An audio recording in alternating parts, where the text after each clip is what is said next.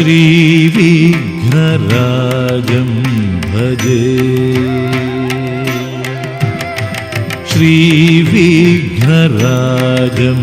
भजे श्रीविघ्नराजं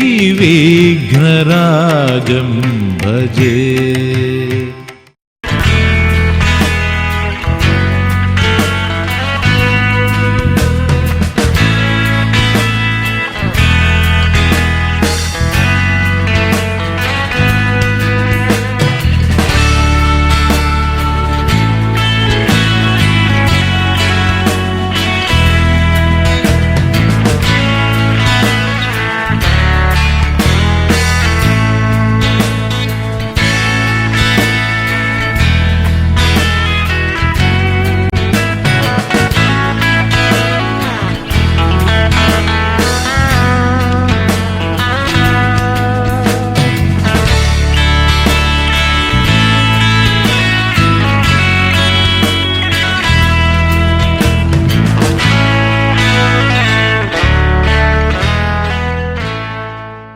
అది తెలంగాణలోనే అతిపెద్ద జిల్లా.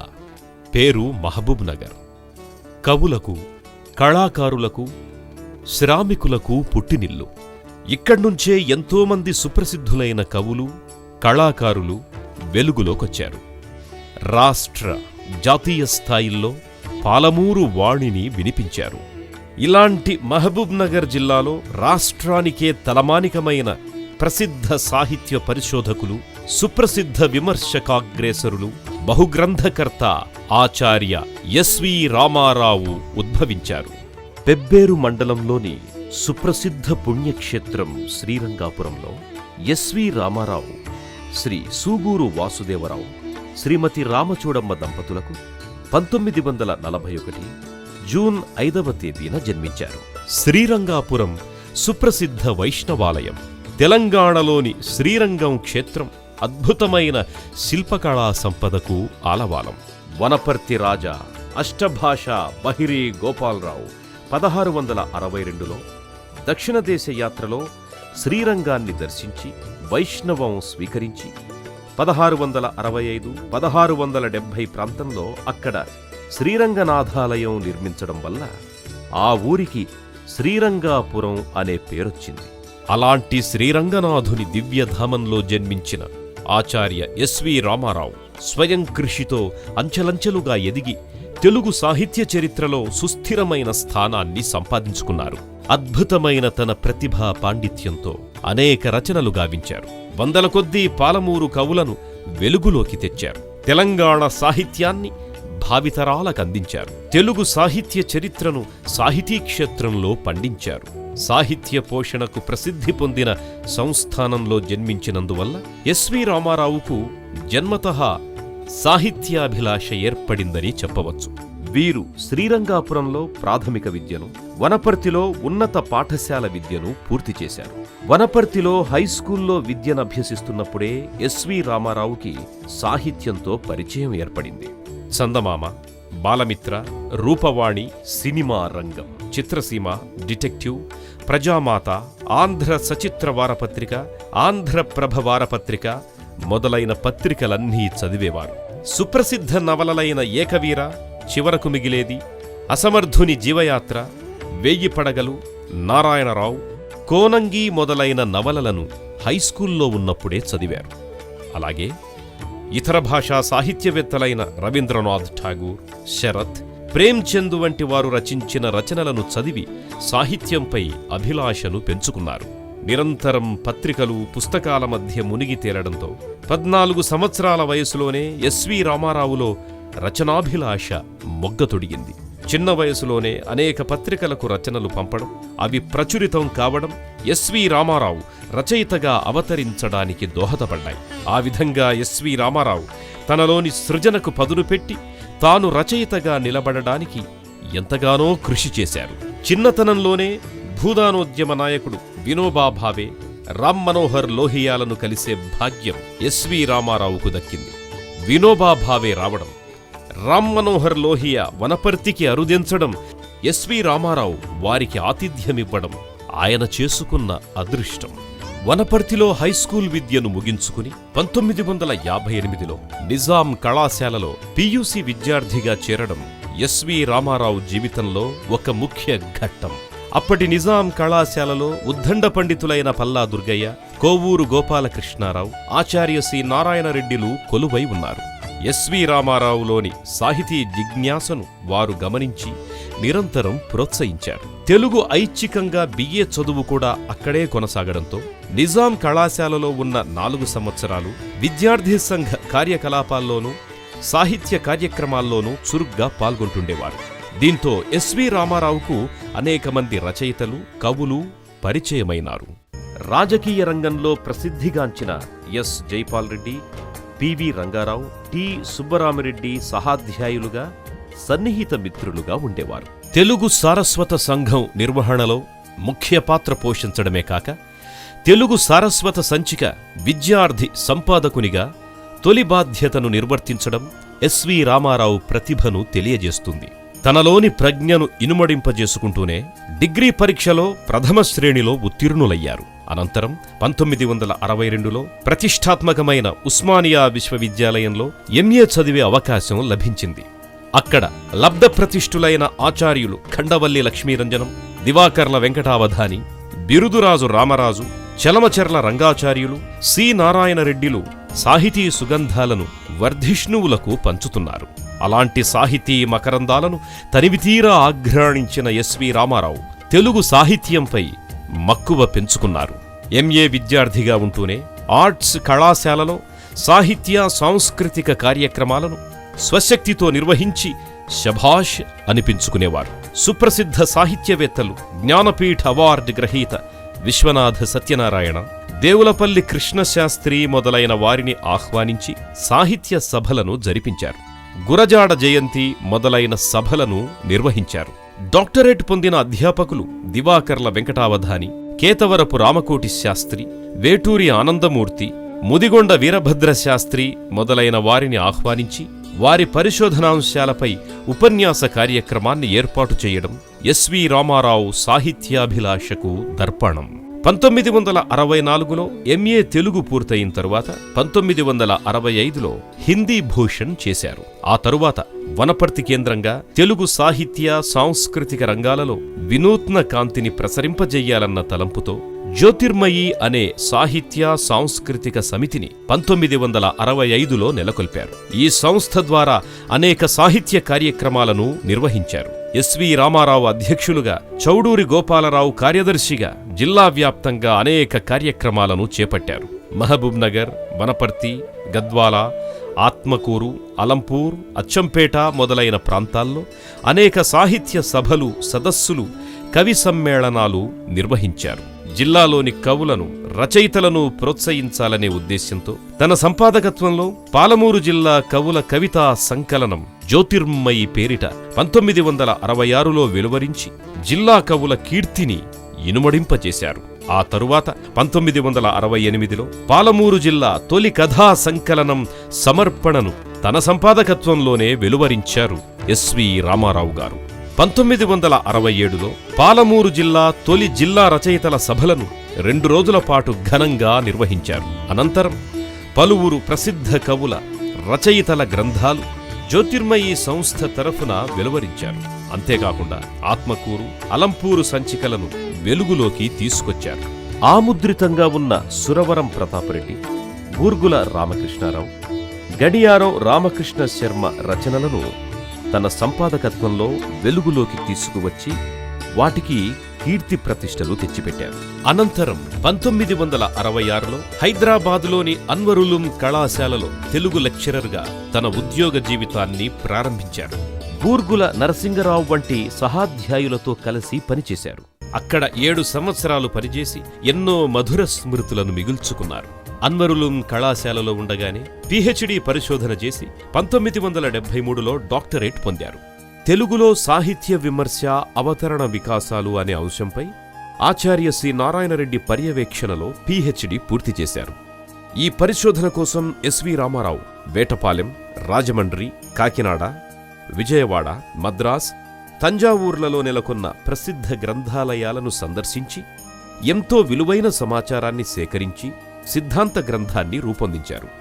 తెలుగు సాహిత్య చరిత్రలో విమర్శనా ప్రక్రియ స్థానాన్ని వివేచిస్తూ మొట్టమొదటిసారిగా ప్రామాణికమైన విమర్శనా దృక్పథంతో ఈ సిద్ధాంత గ్రంథాన్ని వెలువరించి సాహిత్యలోకంలో సుస్థిరమైన స్థానాన్ని ఏర్పరుచుకున్నారు. ఈ గ్రంథంలో నన్నయ్య నుంచి నేటి వరకు వెలువడిన తెలుగు సాహిత్యాన్నంతా పరిశోధించి సమాలోచించి సమగ్రమైన విమర్శ వాంగ్మయ చరిత్రను రూపొందించారు. ఈ గ్రంథం ద్వారా అనేకమైన పరిశోధనాంశాలను వెలుగులోకి తెచ్చారు. ఈ గ్రంథం అనేక మందికి మార్గదర్శి అయ్యింది. ఈ గ్రంథంలో చర్చించిన అనేక అంశాలపై పీహెచ్డీ పరిశోధనలు సాగడం ఎస్వి రామారావు పరిశోధనా పటిమను తెలియజేస్తుంది. ఇప్పటికే 5 ముద్రణలు పొంది విశేషమైన ప్రాచుర్యాన్ని గడించింది. ఇది రాష్ట్రంలోని అన్ని విశ్వవిద్యాలయాల స్థాయిలో పాఠ్యగ్రంథంగా ఉండడం ఎస్వి రామారావు ప్రతిభను చాటి చెబుతోంది. 1973లో పీహెచ్డీ పూర్తి చేసిన తరువాత ఉస్మానియా విశ్వవిద్యాలయం తెలుగు శాఖలో ఆచార్యులుగా 1973 సెప్టెంబర్ 13న సికింద్రాబాద్ సాయం కళాశాలలో చేరారు. అక్కడ తన సాహితీ మిత్రులు జిల్లావాసి డాక్టర్ ఇరివెంటి కృష్ణమూర్తి సహాధ్యాపకులుగా ఉండడం ఎస్వి రామారావుకు కలిసివచ్చింది. ఉస్మానియా యూనివర్సిటీ అధ్యాపకులు దానికి అనుబంధంగా ఉన్న వరంగల్ కాలేజీలో 2 సంవత్సరాల పాటు విధిగా పనిచేయాలన్న నిబంధనలో భాగంగా మరుసటి సంవత్సరమే అంటే 1974లో వరంగల్ ఆర్ట్స్ కళాశాలకు బదిలీ అయ్యారు. అక్కడ ప్రముఖ సాహితీవేత్తలు డాక్టర్ హరిశివకుమార్, డాక్టర్ ఎల్లూరి శివారెడ్డిలు సహాధ్యాపకులుగా ఉండడం ఎస్వి రామారావుకు మరోసారి కలిసి వచ్చింది. అక్కడ 2 సంవత్సరాలు పూర్తి కాగానే తిరిగి 1976లో సికింద్రాబాద్ కళాశాలకు బదిలీ అయ్యారు. ఆ సంవత్సరమే యూనివర్సిటీలో రీడర్ పోస్ట్కి ఇంటర్వ్యూ జరిగి సెలెక్ట్ అయ్యారు. యూనివర్సిటీలో చేరిన 3 సంవత్సరాలకు ప్రమోషన్ రావడం ఎస్వి రామారావుకు కలిసొచ్చిన అంశం. ఆ తరువాత నిజాం కళాశాలలో 1 సంవత్సరం, బషీర్బాగ్ పీజీ కాలేజ్లో 2 నెలలు పనిచేసి 1979లో ఉస్మానియా విశ్వవిద్యాలయంలోని ఆర్ట్స్ కళాశాలలో చేరారు. అక్కడ మహామహులు ఆచార్య బిరుదరాజు రామరాజు మొదలుకొని ఆచార్య వేటూరి ఆనందమూర్తి దాకా ఎంతోమందితో కలిసి పనిచేశారు. 1989లో బోర్డ్ ఆఫ్ స్టడీస్ చైర్మన్గా, ఆ తరువాత తెలుగు శాఖాధ్యక్షులుగా పనిచేసి ఆ పదవులకే వన్నె తెచ్చారు. 1991లో ప్రొఫెసర్ అయ్యారు. 1994లో తెలుగు శాఖకు యూజీసీ వారు డిఆర్ఎస్ రూపంలో అవకాశం కల్పించడంతో దానికి కోఆర్డినేటర్గా బాధ్యతలు స్వీకరించారు. 1999లో ఆర్ట్స్ ఆఫ్ ఫ్యాకల్టీ డీన్గా పదవీ బాధ్యతలు స్వీకరించి ఉద్యోగ విరమణ వరకు ఆ పదవిలో కొనసాగారు. తెలుగు శాఖ నుండి ఆచార్య బిరుదురాజు రామరాజు తరువాత 20 సంవత్సరాలకు గాను ఎస్వి రామారావుకు డీన్ పదవి లభించడం విశేషం. పాలమూరు జిల్లావాసికి డీన్ పదవి లభించడం నిజంగా పాలమూరు చేసుకున్న అదృష్టమనే చెప్పాలి. ఎస్వి రామారావు యూనివర్సిటీలో 28 సంవత్సరాలు లెక్చరర్గా, రీడర్గా, ప్రొఫెసర్గా, బోర్డ్ ఆఫ్ స్టడీస్ చైర్మన్గా, తెలుగు శాఖ అధ్యక్షుడిగా, డీన్గా పనిచేయడం వారి సాహిత్య ప్రతిభకు నిదర్శనం. యూనివర్సిటీలో ఉన్నంతకాలం విద్యార్థి సంఘ హితవరిగా, పరిశోధనా పర్యవేక్షకునిగా, పరిశోధనా పత్రిక వివేచన సంపాదకుడిగా, దూరవిద్యా కేంద్రం పాఠ్య రచయితగా, సంపాదకులుగా, అధ్యాపకుల రిఫ్రెషర్ కోర్స్ డైరెక్టర్గా అనేక బాధ్యతలు నిర్వహించి 2001 ఏప్రిల్ 30న పదవీ విరమణ పొందారు. 1966 నుండి 2001 వరకు 35 సంవత్సరాల సుదీర్ఘకాలం పాటు నిరంతరాయంగా అకాడమిక్ రంగంలో, బోధనా రంగంలో పనిచేయడం వీరి ప్రతిభకు నిదర్శనం. వీరి మార్గదర్శకత్వంలో ఇప్పటి వరకు 15 మంది ఎంఫిల్ డిగ్రీలు, 19 మంది పీహెచ్డీ డిగ్రీలు పొందారు. ఇందులో 6 మంది పరిశోధక విద్యార్థులు జిల్లావాసులే కావడం విశేషం. ఉస్మానియా విశ్వవిద్యాలయంలో పదవీ విరమణ పొందాక హైదరాబాద్ కేంద్రీయ విశ్వవిద్యాలయంలో గెస్ట్ ఫ్యాకల్టీగా, కాకతీయ విశ్వవిద్యాలయంలో విజిటింగ్ ఫెలోగా సేవలందించారు. బెనారస్, బెంగళూరు, కాకతీయ విశ్వవిద్యాలయాల్లో శ్రీ సత్యసాయి ఇన్స్టిట్యూట్లో బోర్డ్ ఆఫ్ స్టడీస్ మెంబర్గా తగు సేవలందించారు. ఎస్వి రామారావు ఇప్పటి వరకు 25కు పైగా పుస్తకాలను వెలువరించారు. తెలుగులో సాహిత్య విమర్శ, the evolution of Telugu literary criticism, అన్వీక్షణం, సమవీక్షణం, అభివీక్షణం, కావ్యామృతం, మనోవీక్షణం, నన్నయ దర్శనం, కర్ణపర్వ వ్యాఖ్యానం, భీమేశ్వర శతక వ్యాఖ్యానం, శ్రీ సత్యసాయి అవతార దశావతార గాథలు, పరిశోధనోత్సవం, శతాబ్ది కవిత, సాహితీ కదంబం, 110 వసంతాల శ్రీకృష్ణదేవరాయాంధ్ర భాషా నిలయం, పాలమూరు సాహితీ వైభవం, విశ్వనాథ దర్శనం, విమర్శక వతంసులు, పాలమూరు ఆధునిక యుగ కవుల చరిత్ర, తెలుగు సాహిత్య చరిత్ర, తెలంగాణ సాహిత్య వైశిష్ట్యం వంటి పుస్తకాలను రచించి తెలుగు సాహిత్య చరిత్రలో తనదైన ముద్రను బలంగా చాటుకున్నారు. ఈ అరుదైన పుస్తకాలలో అన్వీక్షణం, సమవీక్షణం, అభివీక్షణం, కావ్యామృతం వ్యాస సంపుటాలు. ఇందులో సమవీక్షణం గ్రంథానికి పొట్టి శ్రీరాములు తెలుగు విశ్వవిద్యాలయ ఉత్తమ విమర్శ పురస్కారాన్ని పొందడం ఎస్వి రామారావు విమర్శనాభిరుచికి తార్కాణం. వివిధ పుస్తకాలకు ఎస్వి రామారావు రాసిన పీఠికలలో అమూల్యమైన 60 పీఠికలను తీసుకొని కృత్యావలోకనం అనే గ్రంథాన్ని వెలువరించారు. సాహిత్య విమర్శనా ప్రక్రియలో వ్యాఖ్యానం అత్యంత ప్రాచీనమైనది. వీరు వ్యాఖ్యా గ్రంథాలను కూడా రచించారు. నన్నయ రాసిన ఆంధ్ర మహాభారత అవతారికకు విపుల వ్యాఖ్యానంతో నన్నయ దర్శనం, తిరుమల తిరుపతి దేవస్థానం వారు ప్రచురించిన ఆంధ్ర మహాభారత వ్యాఖ్యానంలో కర్ణపర్వంలోని తృతీయాశ్వాసానికి సరళమైన వ్యాఖ్యానం, ఆచార్య విఎల్ఎస్ భీమశంకరం రచించిన భీమేశ్వర శతకానికి వ్యాఖ్యానాన్ని రాసి తన విమర్శనా నైపుణ్యాన్ని మరోసారి ప్రదర్శించారు. ఎస్వి రామారావు గారు దాదాపు 30 గ్రంథాలకు సంపాదకత్వం వహించడం విశేషం.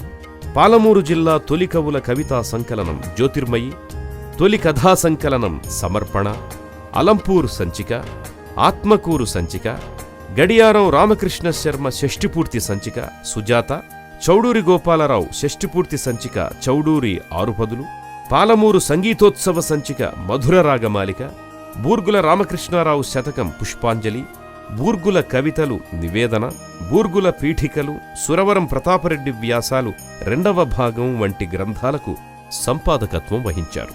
ఇంకా హైదరాబాద్ 4 శతాబ్దాల సాహిత్య వికాసం, వేమూరి చంద్రావతి స్మారక సంచిక, ఆచార్య విఎల్ఎస్ భీమశంకరం స్థపతి అభినందన సంచిక, కావ్యత్రయ సమీక్ష వడ్లకొండ నరసింహారావు జయంతి సంచిక, నిశ్శబ్ద సంస్కర్త రావికంటి వసునందన్ షష్ఠిపూర్తి సంచిక సాహితీ వసునందనం, తెలుగు భాషా సాహిత్య వైశిష్ట్యం, అక్షర వృక్షాలు వంటి సంచికలకు సంపాదకత్వం వహించారు. అంతేకాదు నిజాం కళాశాల విద్యార్థిగా ఉన్నప్పుడే విద్యార్థి, అన్వరులుం కళాశాలలో ఉన్నప్పుడు జ్ఞానజ్యోతి, ఉస్మానియా విశ్వవిద్యాలయంలో వివేచన సంచికలకు సంపాదకత్వం వహించడం ఎస్వి రామారావు సాహితీ కృషిని చెప్పకనే చెబుతున్నది. అలాగే డిగ్రీ, పీజీ విద్యార్థుల స్థాయిలో బోధించే గ్రంథాలకు సంపాదకుడిగానూ వ్యవహరించారు. దూర విద్యా విభాగంలో ఉస్మానియా విశ్వవిద్యాలయం, డాక్టర్ బిఆర్ అంబేద్కర్ విశ్వవిద్యాలయం, బెంగళూరు విశ్వవిద్యాలయం, శ్రీకృష్ణదేవరాయ విశ్వవిద్యాలయం, పొట్టి శ్రీరాములు తెలుగు విశ్వవిద్యాలయం వారికి పలు పాఠ్యరచనలు చేయటమే కాకుండా సంపాదకత్వం కూడా వహించారు. 1 నుండి 10వ తరగతి వరకు ప్రభుత్వ వాచకాలకు సంపాదకుడిగా ఉన్నారు. ఆచార్య ఎస్వి రామారావు నిరంతరంగా తెలుగు సాహిత్యానికి చేస్తున్న సాహితీ కృషిని ప్రోత్సహించేందుకుగాను ఎన్నో సంస్థలు పురస్కారాలను అందజేశాయి. 1997లో నిర్మల సాహితీ పురస్కారం,